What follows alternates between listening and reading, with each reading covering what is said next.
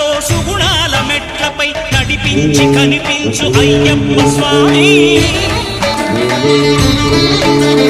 మకర సంక్రాంతి సజ్జోతివై అరుదించి మహిమలను చూపించు మణికంఠ స్వామి. కర్మబంధము బాపు ధర్మశాస్త్ర